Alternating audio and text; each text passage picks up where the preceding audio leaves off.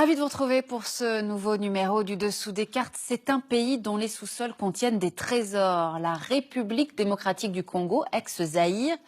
On y trouve cobalt, cuivre, diamants, or, coltan qui sert à fabriquer nos téléphones portables et notamment ici, au lac Kivu, qui sert de frontière naturelle entre la RDC et le Rwanda, l'un des plus grands lacs d'Afrique. Somptueux paysage, mais qui est depuis des décennies le théâtre de multiples pillages et de conflits sanglants, vous allez voir. De la colonisation belge à l'indépendance, de l'importation du conflit rwandais aux guerres régionales et civiles multiples, sans oublier bien sûr la corruption et les pratiques de Mobutu et du clan Kabila. Voici le dessous des cartes de la RDC, un pays constamment pillé et violenté. Au centre de l'Afrique, la République démocratique du Congo, RDC, est un immense territoire de 2,3 millions de kilomètres carrés. Aussi étendu que l'Europe de l'Ouest, c'est le deuxième plus grand pays du continent. Avec cette position centrale, la RDC compte de nombreux voisins. À l'ouest, la République du Congo, au nord, la République centrafricaine et le Sud-Soudan, à l'est, l'Ouganda, le Rwanda, le Burundi et la Tanzanie, et enfin les deux pays voisins frontaliers du sud, la Zambie et l'Angola. Le fleuve Congo a donné son nom au pays et le traverse, vous le voyez, de part en part. Avec ses 4700 km de longueur, c'est le second fleuve du monde pour son débit, après l'Amazone. Environ 60% du territoire de la RDC est couvert d'une forêt tropicale dense qui fait de ce pays une réserve exceptionnelle de CO2 et de biodiversité pour la planète. Mais cette vaste zone forestière est peu propice au peuplement. Le pays ne compte que quelques 80 millions d'habitants, soit l'équivalent de la population allemande. Ce vaste territoire est difficile à contrôler par le pouvoir central. En effet, la capitale, Kinshasa, qui compte plus de 11 millions d'habitants sur les rives du fleuve Congo, est excentrée à l'ouest. Et la plupart des grandes villes, Kisangani, Goma, Bukavu, Kananga, Mbuji-Mayi, Lubumbashi, qui sont situées, elles, à des centaines de kilomètres à l'est, sont inaccessibles car le réseau routier est indigent. De plus, le pays est quasiment enclavé et très dépendant des infrastructures de ses voisins pour ses exportations. Car le Congo dispose d'innombrables ressources minières, on l'a dit, en particulier dans l'est du pays. Commençons par le cobalt, un métal indispensable à l'industrie électronique, dont le pays possède les plus grandes réserves mondiales, et le cuivre, dont la RDC est le premier producteur africain, tous les deux dans la région méridionale du Katanga. On y trouve également du plomb, du zinc et du manganèse.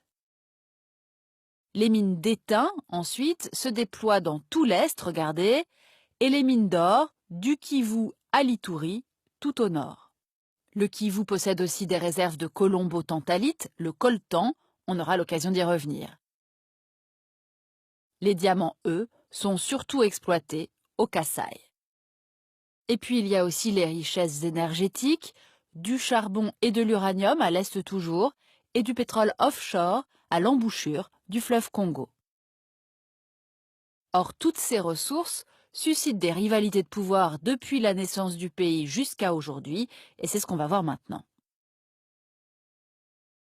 En février 1885, à la conférence de Berlin, les puissances européennes se partagent l'Afrique. Le roi des Belges, Léopold II, qui a financé l'exploration des rives du Congo, acquiert des droits privés sur un territoire 80 fois grand comme le sien. Il en attribue une partie à des compagnies commerciales et exploite directement le reste. Travail forcé, amputation, villages rasés, tortures et massacres seront le lot quotidien des autochtones. Le bilan de la conquête s'élèverait à plusieurs millions de morts. En 1908, sous la pression de l'opinion internationale scandalisée, le Parlement belge prend le contrôle du Congo qui devient une colonie. L'exploitation industrielle à grande échelle démarre, l'union minière du Haut-Katanga, véritable État dans l'État, contrôle les mines de cuivre. En 1960, le Congo accède à l'indépendance, comme nombre de colonies africaines.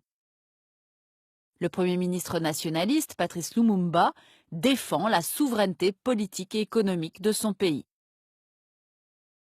Mais la Belgique n'est pas prête à renoncer ni à son influence, ni à ses intérêts économiques. Elle soutient donc la sécession du riche Katanga, puis le coup d'État du colonel Joseph Mobutu, fomenté en pleine guerre froide avec l'aide de la CIA. Démis puis emprisonné, Lumumba est finalement assassiné en janvier 1961. Commence alors le règne de Mobutu Sese Seko sur le pays, plus tard rebaptisé Zaïre. Il va durer 32 ans de prédation et de pouvoir absolu. Les mines sont nationalisées et le père de la nation distribue richesses et prébendes pour asseoir son régime en achetant des loyautés politiques. L'alliance avec la Belgique, la France et les États-Unis, parrain du général dictateur, ne s'achèvera qu'avec la fin de la guerre froide, au début des années 1990. Le régime se désintègre alors dans la violence. À l'été 1994, l'onde de choc du génocide rwandais atteint l'est du pays. 800 000 Hutus se réfugient au Kivu après la victoire des forces armées Tutsi et la chute du régime génocidaire à Kigali. Parmi eux, des miliciens et combattants Hutus, responsables des assassinats de masse des Tutsis et qui n'ont pas renoncé à se battre. La guerre entre Tutsis et Hutus se déplace alors sur le sol congolais. En 1996, le Rwanda, le Burundi et l'Ouganda soutiennent une coalition rebelle contre Mobutu. Dirigée par Laurent Désiré Kabila, elle renverse le vieux despote en 8 mois. Ces forces armées massacrent des centaines de milliers de réfugiés Hutus, un crime contre l'humanité, selon la commission d'enquête de l'ONU à l'époque. Mais la fin du règne de Mobutu ne va rien changer pour les Congolais. L'accaparement des richesses du sous-sol, la violence et la corruption généralisée continuent. C'est désormais le clan Kabila qui gouverne sans partage le Zaïre, devenu entre-temps la République démocratique du Congo. En 2001, Laurent Désiré est assassiné et remplacé par son fils Joseph Kabila, toujours en poste en 2018 et qui s'est constitué un empire estimé aujourd'hui à plusieurs centaines de millions de dollars. Et c'est ce qu'on va voir maintenant. Un empire constitué de banques, d'entreprises privées, d'exploitations agricoles et bien sûr de mines de cuivre, de cobalt, mais aussi d'or et de diamants. Et puis la Gécamine, la Société nationale des mines qui distribue les permis d'exploitation aux grands groupes européens, américains et chinois, permettent au régime Kabila de détourner des centaines de millions de dollars, selon l'ONG Global Witness. Et pendant ce temps-là, le pays est ravagé par des guerres permanentes depuis 20 ans. L'objet principal de ces conflits, le contrôle des richesses minières. De 1998 à 2003, la guerre implique 9 pays voisins qui financent des groupes armés opérant sur le territoire congolais. De 2003 à 2013, la guerre civile déchire le pays. L'armée congolaise et les milices pro-gouvernementales affrontent de puissants groupes rebelles, armés et financés par le Rwanda et l'Ouganda, les deux bords, massacrant au passage les populations civiles. On estime que ces conflits oubliés auraient fait au total environ 6 millions de morts jusqu'à aujourd'hui. En 2018, des centaines de groupuscules opèrent toujours au Maniema, en Ituri, au Katanga, au Kasaï et au Kivu. Le Kivu précisément, qui cristallise depuis 20 ans toutes les convoitises et toutes les tensions. Ce Kivu qui regorge de minerais, en particulier le coltan, qui sert entre autres à la fabrication de nos téléphones portables. 80% des réserves mondiales sont situées sur ce territoire. Le Rwanda, en armant des combattants pour contrôler et exploiter ces mines, a pu engranger les recettes d'exportation du précieux minerai de son voisin pendant de nombreuses années. Le déploiement de 18 000 casques bleus de l'ONU en RDC, sa plus importante mission de maintien de la paix dans le monde, n'a pu empêcher ni la prédation, ni les innombrables exactions contre les civils, en particulier le viol, une arme de guerre et de terreur. Résultat, une immense majorité de Congolais n'a jamais profité de ces richesses. Le pays est tout en bas de l'échelle mondiale pour son indice de développement humain, 176e rang sur 188 en 2016. Pire, La stratégie du chaos a plongé le Congo dans une grave crise humanitaire en 2018. Regardez, voici les régions au sud et l'est menacées par la malnutrition sévère, en particulier celle des enfants. Fuyant les groupes armés, la famine et aussi une nouvelle épidémie d'Ebola, 4,5 millions d'habitants ont quitté leur toit et 800 000 Congolais ont fui vers les pays voisins.